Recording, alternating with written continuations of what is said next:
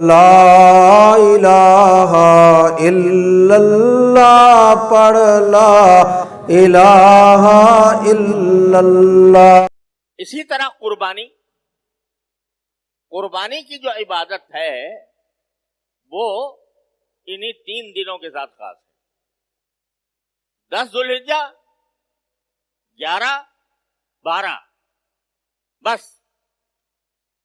ان 3 دنوں میں آپ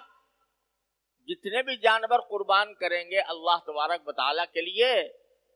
تو اس کے اون کے برابر گناہ معاف ہوں گے، اور ایک قربانی کا ثواب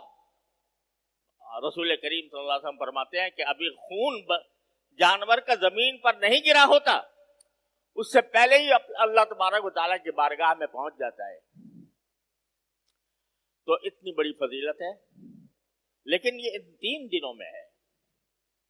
باقی دنوں میں اگر کوئی آج جانور لے کر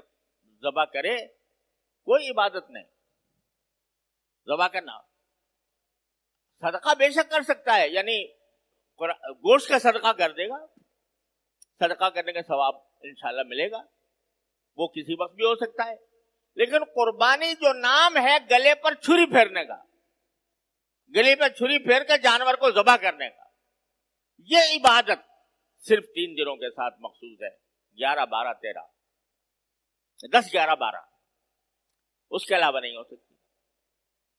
تو یہ بھی اس مہینے کی خصوصیت ہے، اور مہینوں کے اندر کبھی بھی نہیں ہو سکتی کوئی قربانی۔